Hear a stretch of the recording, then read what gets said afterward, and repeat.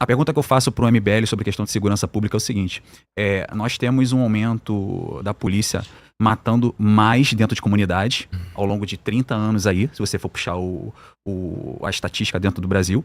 Nós temos, inclusive, dentro disso aí, nós temos também um aumento de pena contra crimes, principalmente crimes hediondos, no Brasil, ao longo de 30 anos, se você for puxar.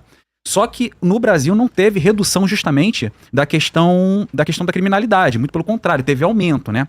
Recentemente teve aquela chacina que rolou lá no Complexo da Penha, onde matou mais de 100 pessoas, e existem estudos feitos por universidades que mostram que esse tipo de atitude, esse tipo de chacina dentro de comunidades, quando você mata 100, nasce mais pessoas, inclusive de pessoas porque gera uma revolta dentro da sociedade, dentro dos filhos, dos parentes, daquelas pessoas que morreram dentro daquela situação. A pergunta que eu tenho para vocês é o seguinte: qual o projeto, qual a diretriz que vocês dariam para a questão de segurança pública para resolver esse problema da criminalidade no Brasil? Deixa eu complementar aqui, porque isso aí a gente já sabe a resposta deles. A resposta deles é a resposta de devaneio vão falar sobre Bukele, em El Salvador, etc. Tudo propostas que impossível de executar, porque não dá para comparar um país de 220 pequeno, milhões de habitantes com um país de 6 milhões de habitantes, Sim. insular e por aí vai. Mas a questão é a seguinte, a gente está falando aqui do terceiro país com a maior população carcerária do planeta. A gente está falando de uma política de segurança pública, pelo menos no Rio de Janeiro, que é a mesma política de segurança pública desde que Brizola deixou o governo do Estado. Ou seja, uma política pública de segurança que simplesmente ela é ineficaz pelas estatísticas e pronto, acabou. E aí, na réplica, eu vou deixar claro aqui a segunda parte do nosso pensamento aqui. Deixa eles responder aqui. Bom, então vamos lá, 5 minutos. Tá na tela aí? Vamos. Eu acho que o Leonel queria sentar desse lado aqui pra ele já responder, já que ele tentou adiantar aqui a resposta. Mas eu acho que se a gente tá falando de segurança pública, a gente tem que falar do maior case de segurança pública do mundo hoje, que é El Salvador. Não adianta dar risada, porque os números provam isso. Era o país mais perigoso do mundo, né? Tinha uma taxa de homicídio de mais de 103 a cada 100 mil habitantes e foi reduzido em mais de 98, 99%. Só deixa eu terminar aqui e depois você falar a nossa vez. Tentou comparar El Salvador com nazismo, né? Esse é o nível da esquerda. Bom, mas pra eles também o Alckmin era nazista, né? Um tempo atrás. Então qualquer coisa vale a comparação com o nazismo. El Salvador fez uma receita que é simples. Eu tive inclusive a oportunidade de ir para El Salvador 2 vezes. Fiz uma pergunta pro presidente Bukele do que poderia ser aplicado do modelo salvadorenho no Brasil. E ele, em partes, ele me respondeu algo similar ao que você tentou adiantar. De que El Salvador é um país muito pequeno, de 6, 7 milhões de habitantes, né? Mais de 1 milhão de pessoas saíram daquele país por causa da criminalidade, e que o Brasil ele tem que criar soluções próprias. Mas isso não faz com que a gente, por exemplo, não possa olhar para o bom exemplo e para as boas medidas que foram feitas lá. Aqui no Brasil a gente tem uma taxa de resolução de homicídios de mais ou menos 30%. Ou seja, 70% dos homicídios que ocorrem no Brasil, a gente sequer acha a pessoa que cometeu um homicídio. A média da OCDE é de 65% nesse número. A média em El Salvador de resolução de homicídio é de 98%, 99%. Ou seja, todo criminoso que comete um homicídio, ele é encontrado e ele é punido. Aqui no Brasil não. Ou seja, esse papo de que o Brasil tem uma grande população carcerária é uma balela. Porque a maioria dos crimes no Brasil não são resolvidos. Então não tem como a gente falar que o Brasil tá indo no caminho certo, sendo que a maioria dos crimes a gente sequer acha o autor.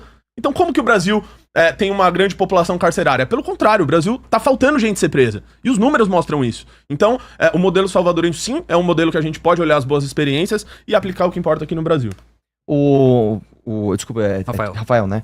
Você falou assim, diversos estudos, né? Mostram. Primeiro, assim, você tá falando de estudos de que quando você tira uma liderança criminosa, a violência aumenta. Isso acontece porque é o seguinte: quando você tira a liderança, há espaço, a disputa de poder entre as próprias facções. Foi o que aconteceu no México várias e várias vezes. Por isso que a gente defende justamente você fazer medidas que vão sublimar o crime em todas as instâncias, de uma vez. Não adianta você ir lá e pontualmente fazer um negócio aqui ou fazer outro ali. A gente defende uma ação continuada para combater o crime, inclusive mudança no Código Penal.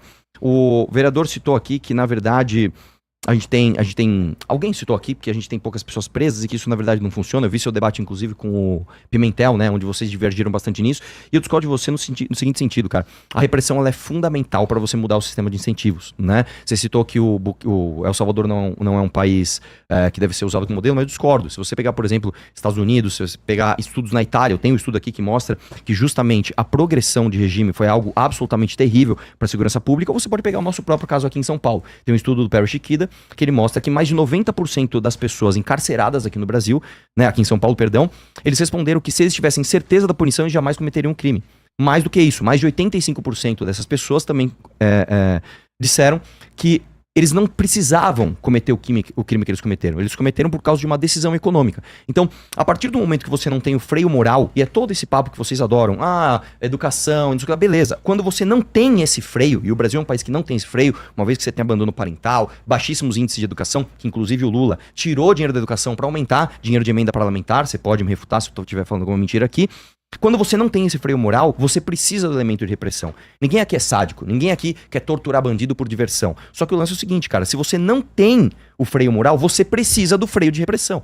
Né? Isso é uma coisa meio óbvia e todos os estudos, todos que eu vi nesse sentido, inclusive de ONGs de esquerda, mostram o mesmo direcionamento. Sem repressão, você simplesmente não resolve criminalidade. E assim, vamos deixar um pouco esse lado da ideologia de lado e vamos partir um pouco mais para a parte prática. O Renato ele falou sobre El Salvador, né? Que é um modelo que vocês gostariam de adotar para o Brasil, só que nós não temos presídios para tal. Né? Vocês falaram para construir presídios, né? Vamos construir presídios, beleza.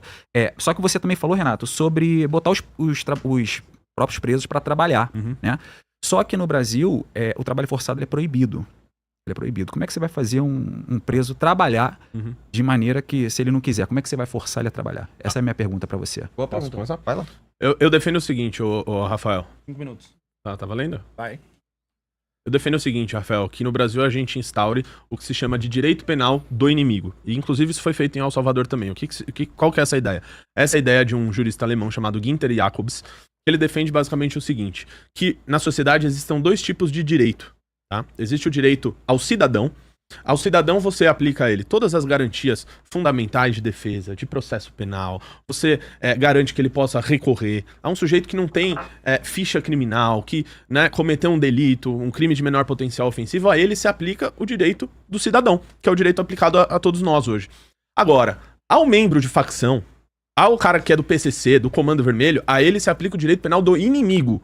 E a partir desse momento, você tem um julgamento mais rápido, tá? Alguns autores chamam de direito penal de terceira velocidade. O que a gente tem hoje no Brasil é o direito penal de primeira velocidade. Ou seja, seria um direito penal mais rápido, onde você tem um processo de julgamento mais rápido e você faz o acúmulo de penas. Por quê? Eu ouvi isso, inclusive, do ministro da Segurança de El Salvador, Gustavo Villatoro. Eu fiz uma entrevista com ele e ele me disse o seguinte. Um membro de facção criminosa, ele necessariamente já participa de diversos crimes que são cometidos pela facção criminosa.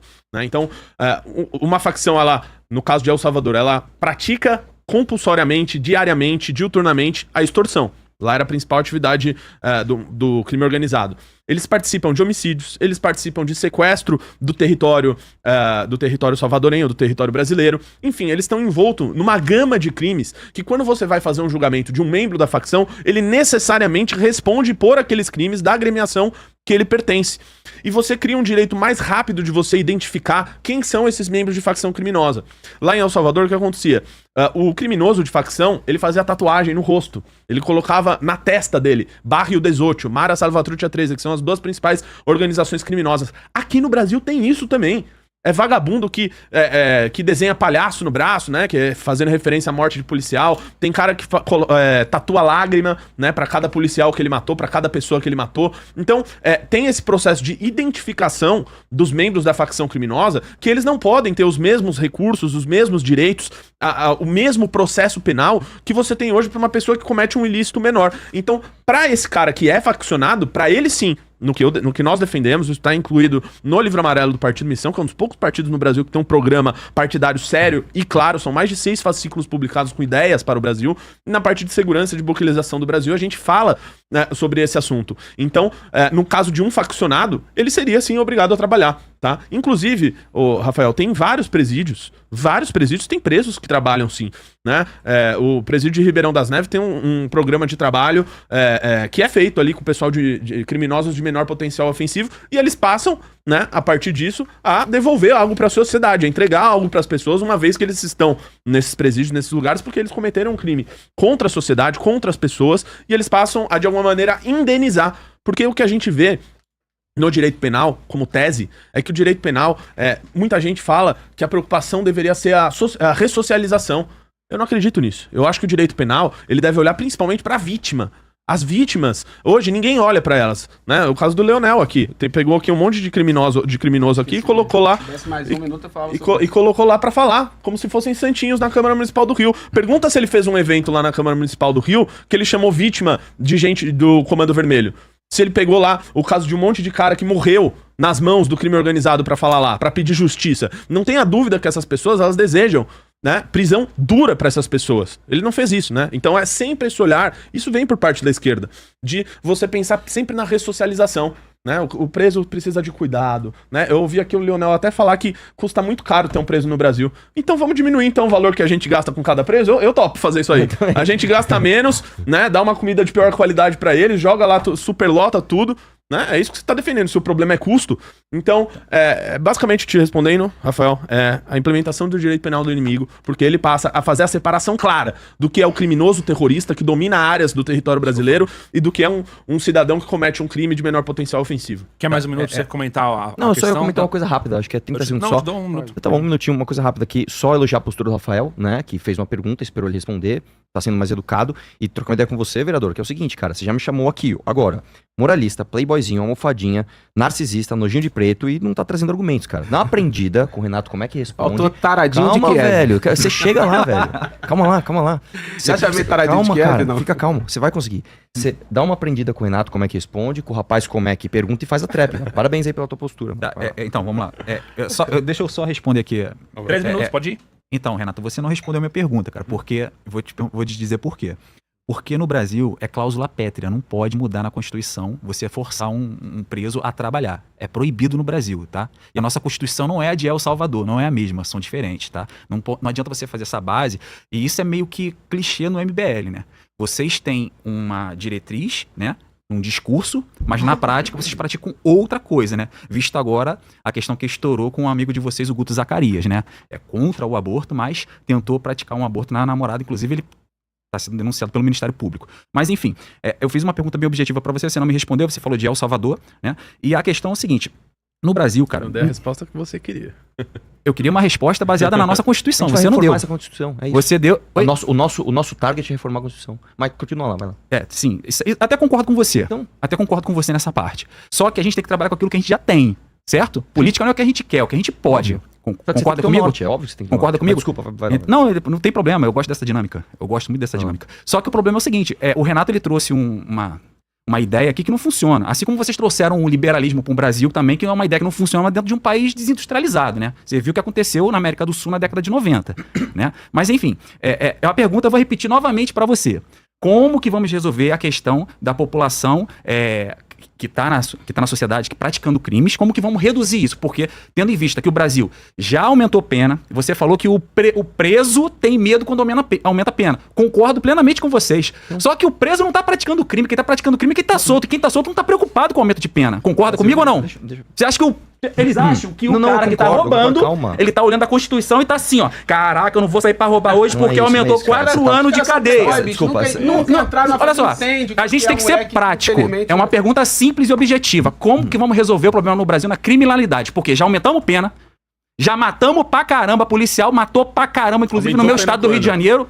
Estudos mostram que isso dá problema. Inclusive o PCC surgiu após o massacre do Carandiru. Olha a merda que deu. Agora tá aí a facção aqui dentro do estado de São Paulo. Por conta do massacre do Carandiru. Comando Vermelho nasceu, que é a antiga Falange Vermelha, que nasceu aonde? Dentro de Angra dos Reis. Por conta de quê? Então esse que é o problema. Vocês trazem ideias de vamos prender, vamos matar. Tá, só que já fazíamos isso e não tá dando certo. É esse que é o problema. Quando que a gente aumentou pena no Brasil? Meu querido, há 30 anos a gente aumenta a pena. Crimes hediondos aumentou de 30 para 40 anos. Teve aumento, é só você pesquisar aí que você vai ver. Vários setores aí, inclusive feminicídio tá aumentando. E aumentando feminicídio. Aumenta a lei do feminicídio e aumenta o feminicídio. Então isso não resolve. Governo Lula, hein, Leonel? Isso não resolve. Não, isso não é governo Lula. Isso é Brasil. Aí, cara, o que o governo Lula tem a ver com isso, cara? Mas isso é Brasil. Quer assistir o restante do vídeo? Acesse nosso canal de cortes Corte Feroz e inscreva-se.